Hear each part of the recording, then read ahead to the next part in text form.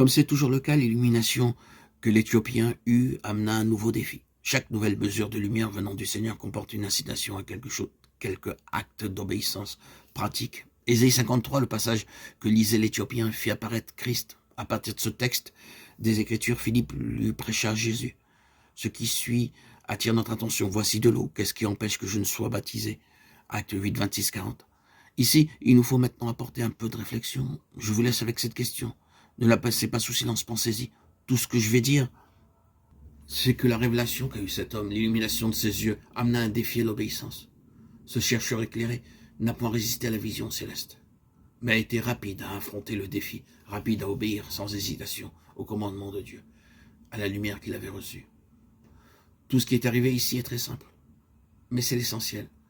Nous voyons un homme qui passe des ténèbres à la lumière, un homme qui passe d'une recherche à un cœur ravi de connaissance. Nous voyons un homme qui cherche à tâtons, transformé en un homme qui a une claire compréhension. Un homme qui avait été déçu, changé en quelqu'un qui suit sa route avec joie. Les deux choses qui ont rendu cela possible sont sa complète humilité, car il ne s'est pas soucié que l'on connaisse son ignorance, il ne faisait pas semblant de savoir plus qu'il n'en savait, et sa rapide obéissance à la lumière reçue. Nous devons dire au sujet de cet homme, voici un cœur honnête. Et c'est ainsi que Dieu est avec nous, ce que nous sommes avec lui.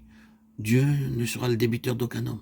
Si vous et moi, nous sommes vraiment sérieux avec Dieu et allons droit à tout ce que Dieu a pour nous, à tout ce que Dieu veut que nous possédions et connaissions, si nous ne donnons pas des airs, si nous ne cherchons pas à masquer notre être, à rester une façade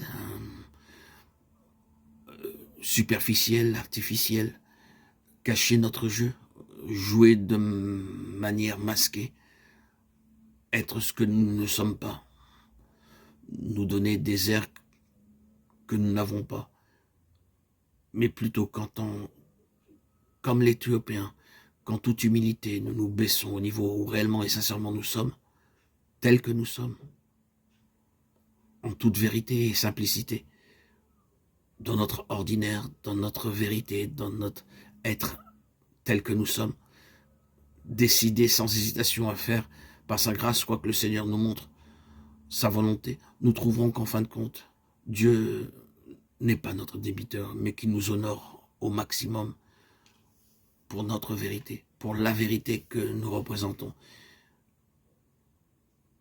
La mémoire de l'histoire de cet homme a été perpétuée.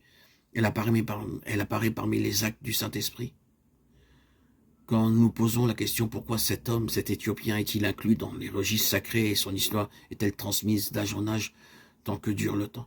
La réponse est ce que nous avons déjà dit. Il était un homme sérieux avec Dieu, d'un cœur honnête et ouvert au Seigneur, d'un esprit humble et obéissant à la lumière reçue.